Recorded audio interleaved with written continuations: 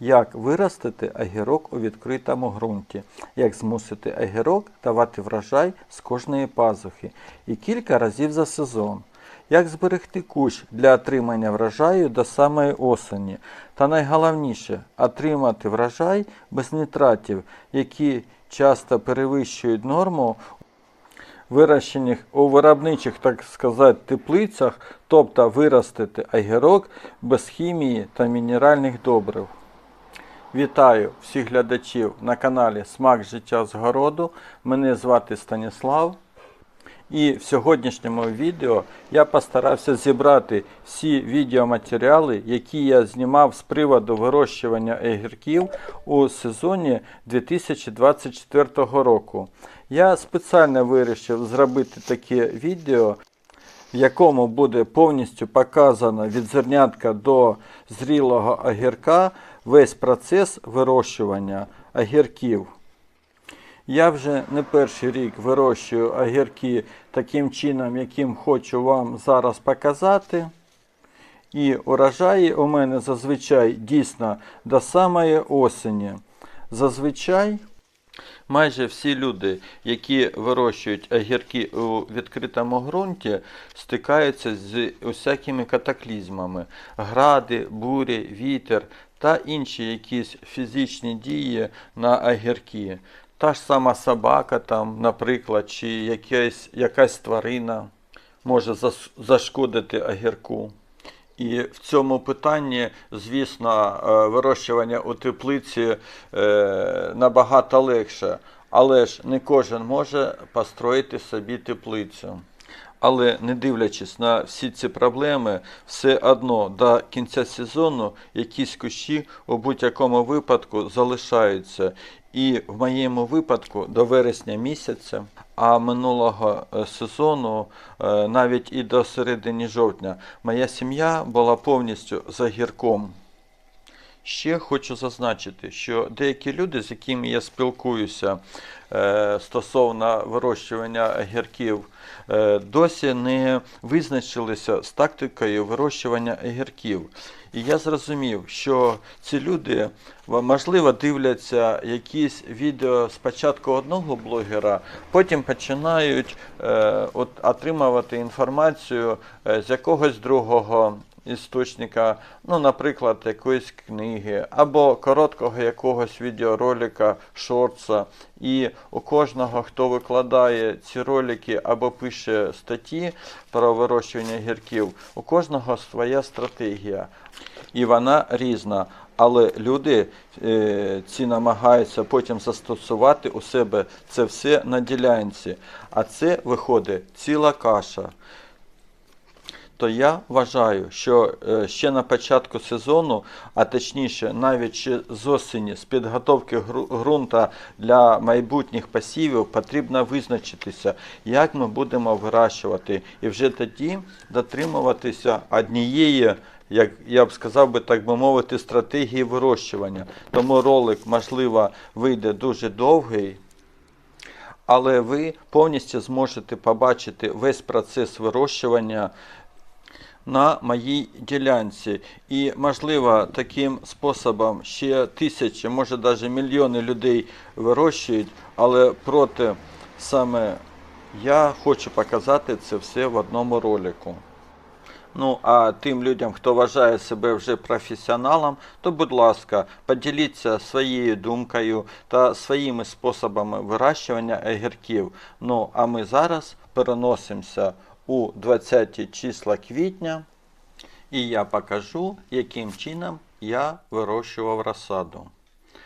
Значить, два моїх помічника, які будуть на протязі усього сезону, це фітодоктор і триходермін. Це бактерія та гриб, які у совокупності поглинають більше 60 різноманітних хвороб. І тому ще з маличку ми робимо закладку і почнемо з насіння. Тобто вже насіння ми будемо обробляти цими препаратами. І якщо рослині буде добре, то відповідно і врожай вона даватиме нам нормальний. Щодо цих біопрепаратів, не буду зараз зупинятися на них безпосередньо функціях. Я думаю, що кожен зможе хоч перевернути та прочитати на пальці позаду, що пишуть виробники. Або забити в інтернеті та прочитати інформацію про ці препарати там. Але я вже не перший рік користуюсь цими біопрепаратами і вважаю, що саме вони головна запорука успіху у вирощуванні не тільки огірків, а і інших культур. Отож, для тих, хто користуватиметься цими біопрепаратами вперше, уважно прочитайте інформацію щодо приводу розведення. Як запустити ці біопрепарати, щоб вони працювали. Тому що, якщо ви розведете їх за інструкцією, але не витримаєте хоча б 40-50 хвилин, то ваші намагання будуть даремно. Біопрепарати не запрацюють і ваші зусилля будуть помножені на 0. Тож я беру паузу. Ну от, я витримав паузу у годину. Наші біопрепарати тепер можна застосувати не тільки на цих огірках, насіннях огірків, але і на всіх інших рослинах, які є у вашому домі. Ну, а мені залишається довести маточний розчин до нужного об'єму і залити у пульверизатор. Мені, до речі, з пульверизатором зручніше працювати. Ну, а ви вже самі визначайтеся, як і чим вам скористатися, кому як уже буде зручніше. Тож, після того, як ми розклали насіння на пунжики, ось таким чином, бачите, я побагато не кладу, тим паче багато огірків я насаджувати в цьому році не збираюсь. Тож, після того, як я їх ось так от покладу, звичайно, з пульверизатора оброблюємо нашими біопрепаратами, і це буде перша прививка від усяких хвороб. Ну і, звичайно, зараз після обробки нашого насіння я приготую ґрунт, в який ми після того, як зернятка проростуть, їх висадимо. До речі, до минулого року я насіння пророщував прямо у ґрунті, і все чудово в мене виходило. Але минулий рік був шалено насичений слимаками, і ці слимаки просто з'їдали пророщені огірочки. І тому мені в минулому році довелося двічі, а деякі лунки і тричі пересаджувати. Тому що цього року, щоб не ризикувати, я вирішив посадити їх у звичайні стаканчики і вже потім розсадою я буду їх висаджувати у ґрунт. Я впевнений, що в мене все вийде, так як кілька разів я вже пробував виростити огірки ось так от, розсаду огірків отак от у стаканчиках. У мене все виходило і розсада була просто причудова. Отже, тепер до ґрунту. Зараз я приготую ґрунт. Звичайно, можна було б взяти ось такий чистий покупний, але в мене дуже гарна земля на ділянці. І я вважаю, що якщо я постійно мульчую в себе на городі свої культури, які я вирощую, а також я постійно застосовую не тільки фітодоктор з триходерміном, а також користуюсь такими добривами, як курник і біогумус. Тож, земля в мене вдобрена, і я можу трохи зекономити, взяти трохи землі з городу і ось таким чином розмішати з покупною сумішю. До речі, були випадки, коли я брав просто землю з города, робив посадку і все в мене виходило. Єдине, яка перевага у покупного ґрунту, це те, що при поливах і пересиханнях потім землі у стаканчиках він не так камкується. А ось коли він чисто із землі з городу, то звичайно, якщо прогавити, то земля береться камком і це не дуже добре. Тож, як ви вже зрозуміли, після того, як ми заповнили наші стаканчики, ми обробляємо все тим же ж фітодоктором і триходерміном, і наша земля для посадки готова. Тепер треба трохи зачекати, коли проклюнуться зернятка. Ну, а наша задача буде знайти тепле місце і стежити за вологістю спонжиків, щоб вони не пересохли. Ну ось, пройшло вже 3 дні і наше насіння вже проросло. До речі, не забудьте підписувати насіння, щоб потім не поплутати, де які у вас сорти. Бо я буду в цьому році висаджувати 4 сорти огірків і вони потребують різного вирощування. Я думаю, що ті, хто себе вважає професіоналом, звичайно знають, чим відрізняються партенокарпічні огірки від бджолозапиляємих огірків. Але для кого це новинка, скажу, що партенокарпічні зазвичай вирощують в один стовбур, а бджолозапильні, як правило, обмежують зростання головного стебла і вже на бокових стеблах визрівають огірки. Тож, це дуже важливо знати, які огірки ви будете вирощувати в себе на ділянці. Ну, а в нас вже настав той час, коли ми зараз посадимо наші зернятка у землю. Зазвичай я роблю невелике поглиблення і приблизно на пів сантиметру, максимум на сантиметр, висаджую пророщене насіння.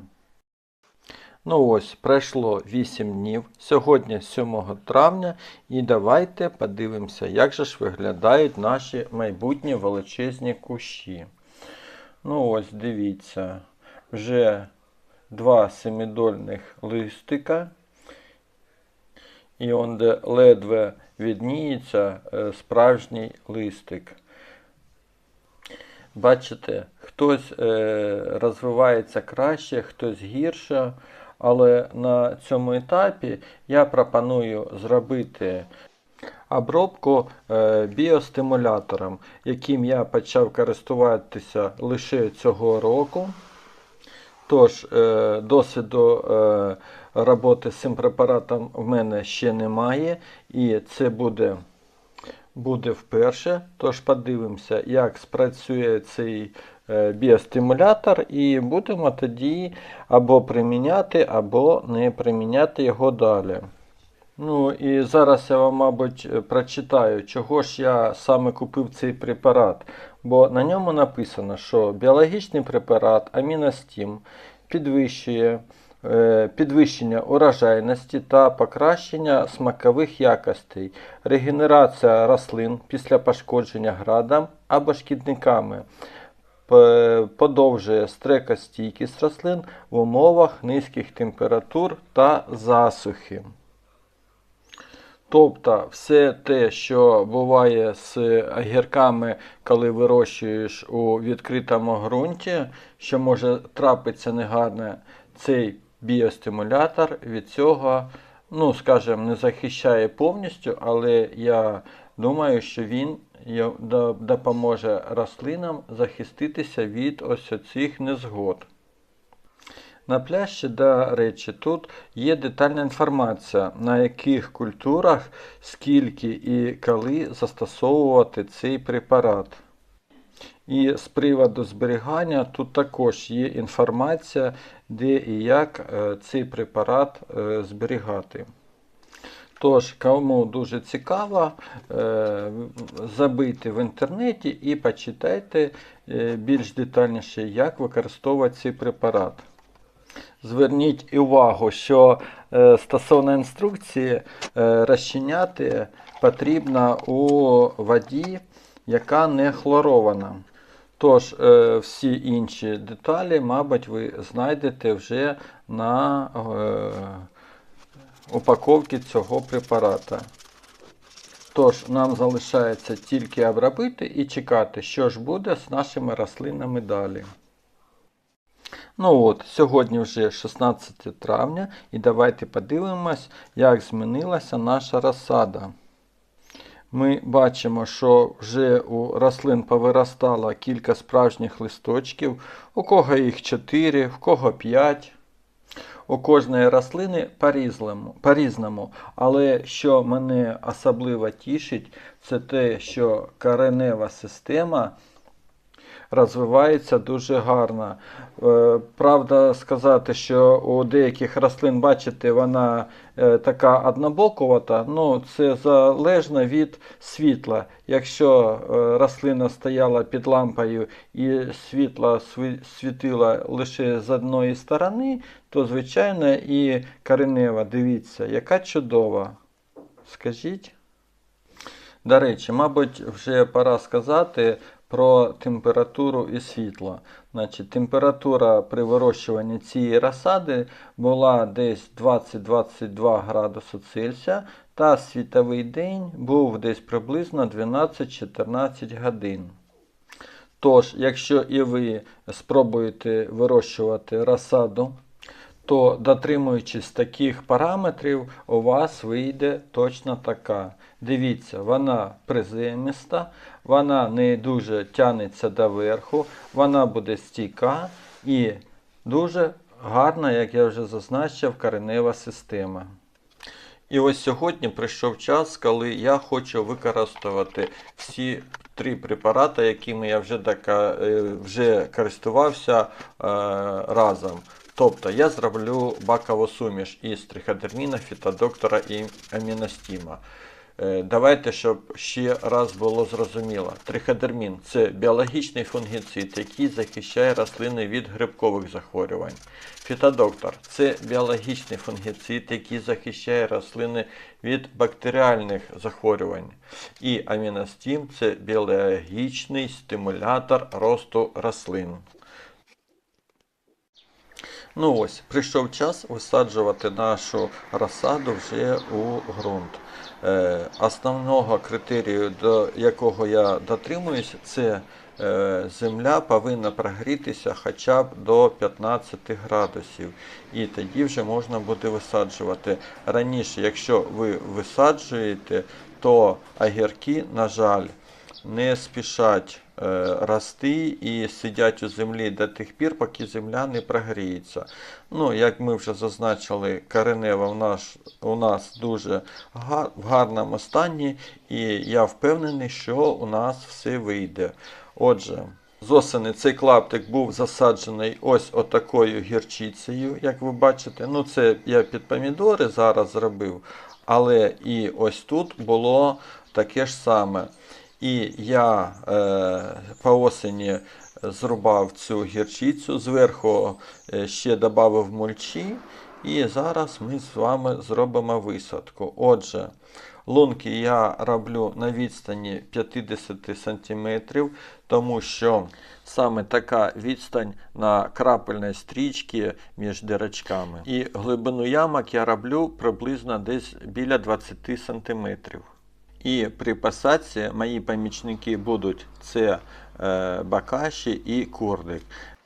Що це таке? Бакаші є ефективним та екологічно чистим способом покращення ґрунту, а курник він має він містить велику кількість поживних речовин, таких як азот, фосфор, калій та мікроелементи, які якраз і необхідні для здорового росту рослин. І гранули поступово розчиняються в ґрунті, забезпечуючи тривале живлення.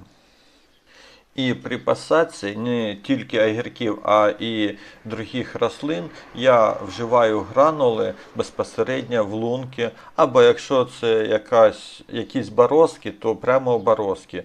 До речі, норми внесення що бакаші, що курника тут вже індивідуально, і все залежить від виду культури та стану ґрунту. Отже, в цьому випадку важливо дотримуватись інструкції виробника щодо дозування та способу застосування добрива.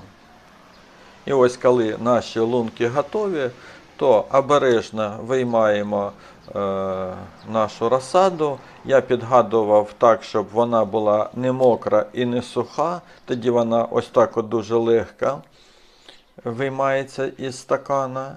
І ось таким чином ми висаджуємо наші рослини. Звичайно, загортаємо і, звичайно, робимо ще полив.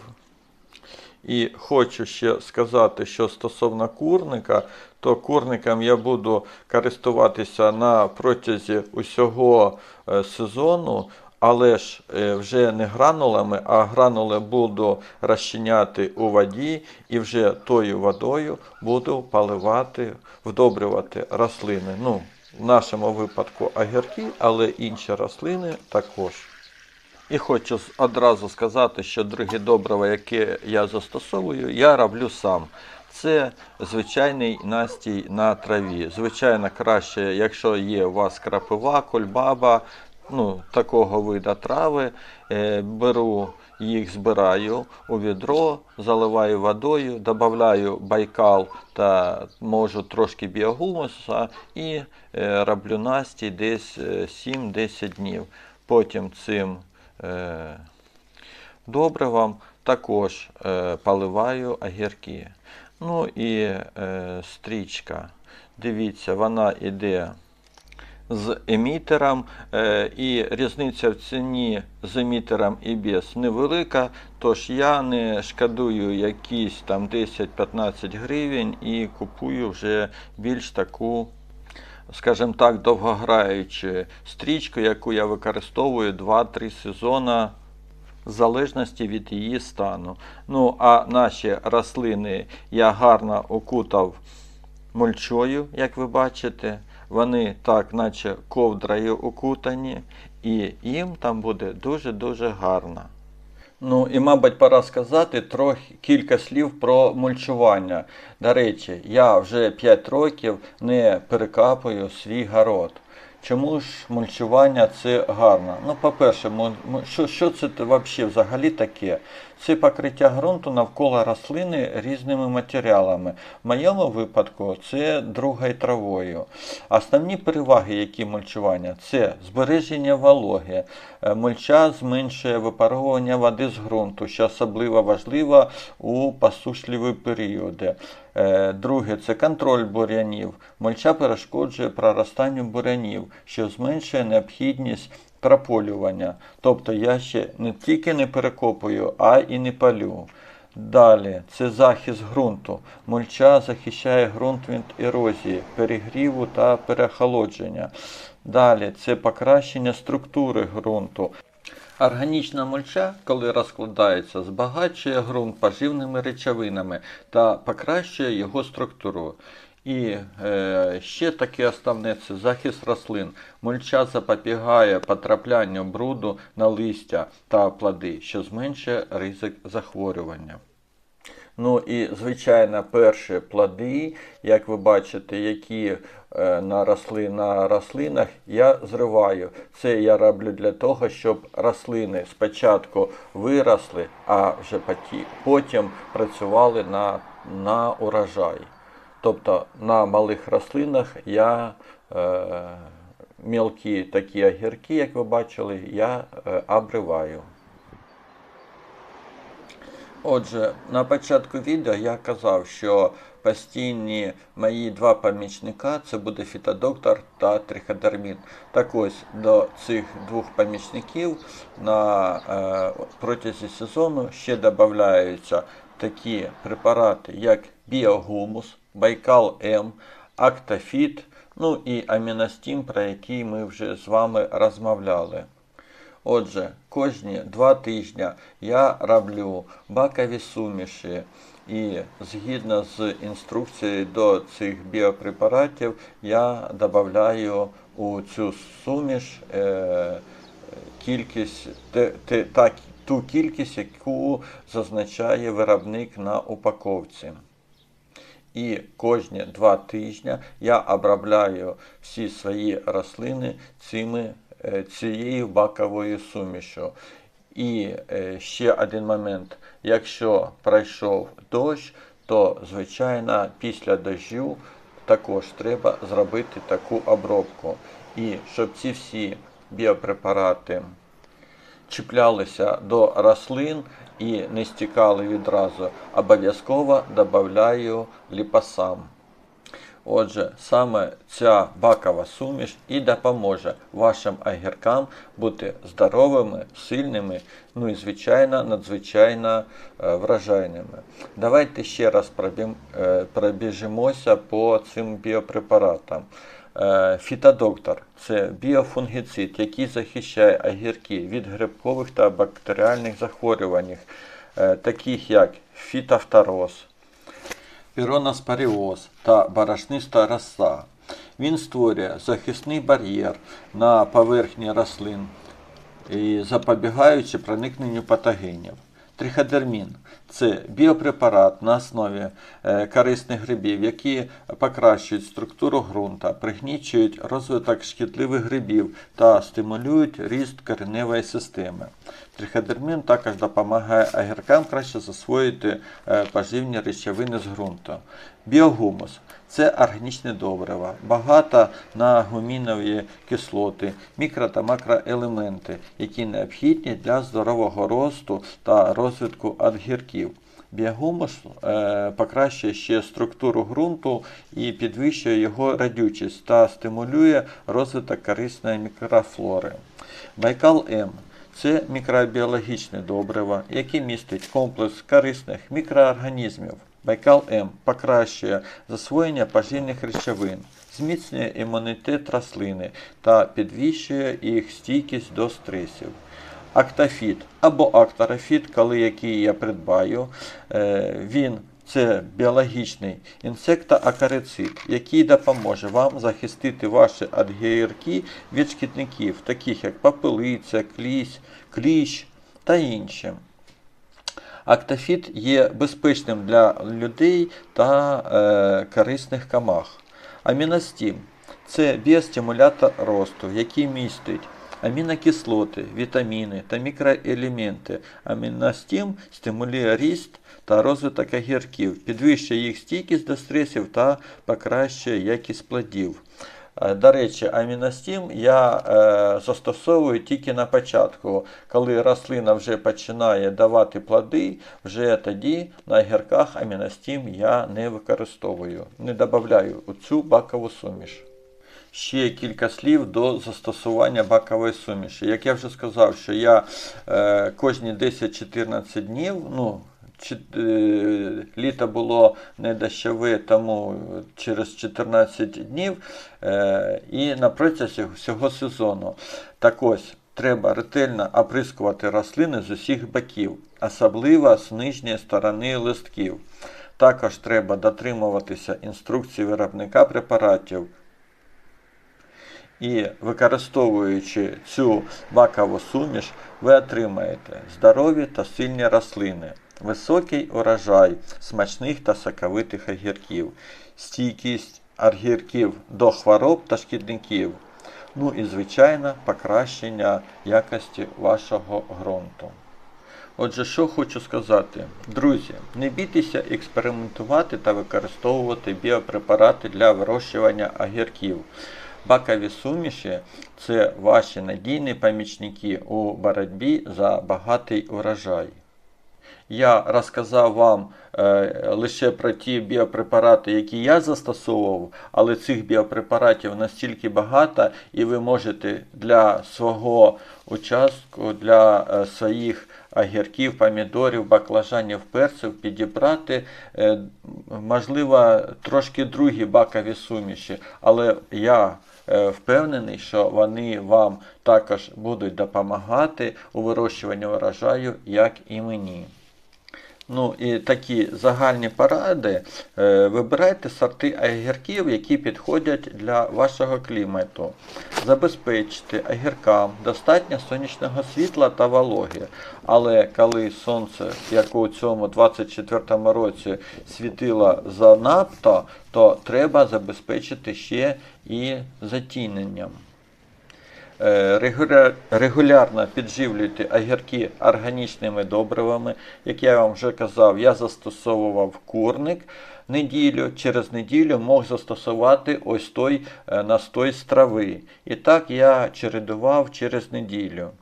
І завжди читайте інструкцію виробника перед використанням препаратів.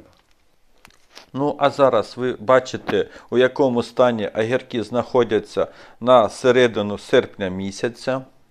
Як ви розумієте, кадри я робив такі, щоб ви бачили і червень, і липень, і серпень місяць. І ви бачили, що огірки постійно на кожній своїй пазухі видавали і видавали огірки. До речі, ось коли, бачите, от скрутка така, коли огірок зверху вже був дуже високий, я ось так от кругом робив скрутку і клав цю скрутку під мульчу. Я зверху ту скрутку, до речі, потім мульчою прикидаю. І на протязі всього сезону, ну скажімо так, після кожного поливу, після кожного вдобрювання огірки давали свої плоди. Не всі кусти, бачите, ось цей куст до осені не дійде. Я не знаю, що з ним сталося. Якесь вірусне захворювання, проти якого я вважаю, що нема сенсу боротися. І ось давайте я вам покажу на середину серпня. Ось отакий в мене підростає укропчик. Ось один, оце я посіяв ще другий. Ось така в мене є латочка тут базиліка і перцю. Дивіться, шановні, який буде гарнюній перець. Він буде такий жовтувато-помаранчевого кольору, але плоди вже дивіться, які гарненькі, рясно як. І все це за допомогою оцих бакових сумішей, про які я вам сьогодні розповів. Приблизно таким же чином я застосовував цю бакову суміш і на усьому огороді. Ну там лише деякі відмінності в залежності від того, що мені треба було від рослин. Бо, наприклад, на огірки шкідники частіше нападають, а на томати і перці менше.